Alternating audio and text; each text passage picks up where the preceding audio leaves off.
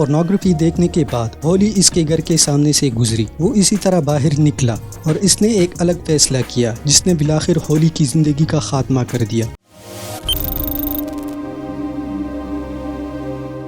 السلام علیکم دوستو، جرائم کے داستان یوٹیوب سیریز کا آج 17واں ایپیسوڈ ہے۔ یہ ایک ایسا معاملہ تھا جس نے کینیڈا کے ایک شہر کو دہلا کر رکھ دیا تھا، ایک کمیونٹی کو اکٹھا کیا تھا اور ساتھ ہی ساتھ اس کے باشندوں میں خوف کو بڑھا دیا تھا۔ گھناؤنے افریت کے ہاتھوں لڑکی کی موت، ایک خاندان کا غم عوام میں پھیل گیا اور شہری حیران رہ گئے کہ ان کے بچے کیا واقعی اتنے محفوظ ہیں۔ 12 مئی 2003 کو 10 سالہ ہولی جونز اپنی دوست کلاڈیا کے ساتھ اسکول کے بعد گھر کی طرف جا رہے تھے۔ ہولی عام طور پر ایک شرمیلی لڑکی اپنی جوانی میں آزادی سے آگے بڑھ رہی تھی اور اپنی پختگی ظاہر کرنے کے لیے بے چین تھی۔ کلاڈیا ہولی سے صرف تھوڑے سے فاصلے پر رہتی تھی، اس لیے وہ اسی راستے سے سٹرلنگ اسٹریٹ پر ہوتے ہوئے جاتے تھے۔ کلاڈیا کو رخصت ہوتے دیکھ کر ہولی پرتھ ایونیو سے نیچے اپنے گھر کی طرف چل دی۔ جب ہولی شام 6 بجے گھر سے نکلی تب بھی دن کی روشنی تھی، لیکن جیسے جیسے اندھیرا بڑھتا گیا اس کے والدین ماریا جونز اور جارج اسٹون ہاؤس پریشان ہونے لگے۔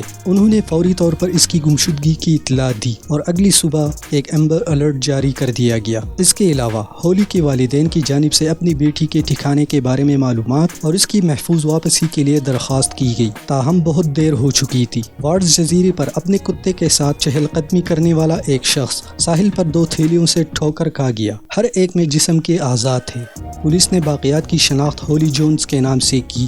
ہولی ماریا جونز 14 ستمبر 1992 کو ایک پیارے گھر میں پیدا ہوئی۔ 4 بہن بھائیوں میں سے سب سے چھوٹی تھی۔ اس کے بڑے بہن بھائی شونا، نتاشا اور جیمز اس سے بہت زیادہ پیار کرتے تھے۔ ہولی ایک متحرک، نرم اور پرجوش سی لڑکی تھی جس کے پاس بڑا تخیل اور اس سے بھی بڑے خواب تھے۔ موسیقی سے محبت کے باعث وہ ایک دن مشہور گلوکارہ بننے کی خواہش رکھتی تھی۔ ہولی اسکول میں ترقی کی منازل طے کر رہی تھی، اسے سب لوگ بہت پسند کرتے تھے۔ ایک اچھی طالبہ اور باسکٹ بال کھیلنے والی کھلاڑی تھی، لیکن سب سے بڑھ کر اس کا اپنی ماں سے خاص رشتہ تھا۔ پولیس نے واٹر فرنٹ کی تلاشی کی جہاں ثبوت کے لیے باقیات ملی تھیں۔ عوام سے پوچھا کہ کیا کسی کو ہولی کی گمشدگی اور قتل کے بارے میں کچھ معلوم ہے۔ ایک ٹپ لائن تھوڑی سی کامیابی کے ساتھ ہزاروں ممکنہ لیڈز سے بھر گئی تھی۔ پولیس نے ٹورنٹو آئلینڈ فیری پر سوار 2 افراد کی شناخت میں مدد کی اپیل کی۔ تقریباً اسی وقت ہولی کی باقیات ملی تھیں۔ ان میں سے ایک آدمی آگے آیا اور اسے مشتبہ کے طور پر صاف کر دیا گیا، دوسرے کی شناخت نہیں ہو سکی۔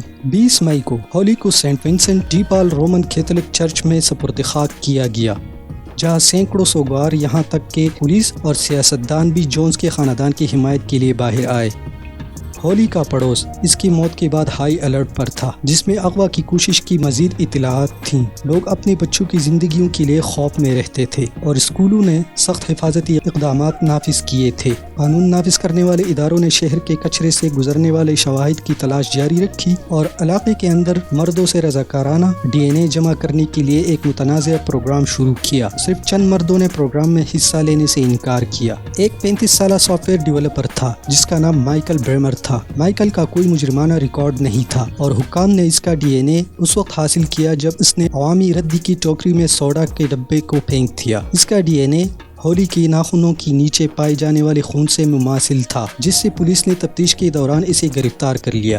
مائیکل نے ہولی جونز کے قتل کا مکمل اعتراف کیا۔ پورنوگرافی دیکھنے کے بعد ہولی اس کے گھر کے سامنے سے گزری۔ وہ اسی طرح باہر نکلا اور اس نے ایک الگ فیصلہ کیا جس نے بالآخر ہولی کی زندگی کا خاتمہ کر دیا۔ اس نے اسے یرغمال بنانے کے 1 گھنٹے کے اندر اس کے ساتھ جنسی زیادتی کی اور اس کا گلا گھونٹ دیا، پھر اس کی لاش کو اپنی فریج میں چھپا دیا اور 3 دن کے دوران اس کے ٹکڑے ٹکڑے کر دیے۔ اس نے اس کی لاش کو بندرگاہ میں ڈال کر ٹھکانے لگایا اور پھر باقی کو کوڑے کے اکٹھے کرنے کے دن ٹھکانے لگا دیا۔ مائیکل بریمر پر فرسٹ ڈگری قتل کا الزام عائد کیا گیا تھا اور اسے بغیر ضمانت کی حفاظتی تحویل میں رکھا گیا تھا۔ ہولی کے خاندان کو جبکہ تباہی ہوئی، راحت ملی کہ اس کا قاتل پکڑا گیا ہے۔ آنے والے مہینوں میں مائیکل ابتدائی سماعت کے لیے اپنی حقوق سے دستبردار ہو گیا۔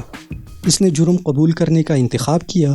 جونز کے خاندان کو ایک تکلیف دہ مقدمے سے بچانے کے لیے 17 جون 2014 کو اسے عمر قید کی سزا سنائی گئی اور وہ 2028 تک پیرول کے لیے اہل نہیں ہو سکتا۔ مائیکل نے اپنی اعمال کی وجہ اور ناگروپی کو قرار دیا اور کہا کہ ہولی غلط جگہ پر غلط وقت پر تھی، وہ آج بھی زندہ ہوتی اگر وہ تھوڑی پہلے یا بعد میں آتی۔ مقدمے کی سماعت کے بعد ہولی کے اعزاز میں محلے کے 2 پارکوں میں 2 یادگاریں بنائی گئیں جہاں وہ رہتی تھی۔ ہولی کی والدہ نے اپنے گھر میں ہولی کی یاد میں اپنا باغیچہ بنا رکھا ہے۔ کوئی بھی چیز اس کی سب سے چھوٹی بیٹی کو کبھی واپس نہیں لا سکتی، لیکن وہ اور اس کے شوہر ہولی کے قانون کی تجویز دے کر تبدیلی کے لیے کوشش کر رہے تھے۔ اس تجویز میں بچوں کو تعلیم اور آلات فراہم کرنے کی کوشش کی گئی جو انہیں جنسی استحصال کی شناخت اور اس سے نمٹنے میں مدد فراہم کرنے کی تھی۔ امید ہے آپ لوگوں کو ویڈیو پسند آئی ہوگی۔ اسی طرح کی مزید ویڈیوز دیکھنے کے لیے ہمارے چینل کو ضرور سبسکرائب کریں۔ بہت شکریہ۔ اللہ حافظ۔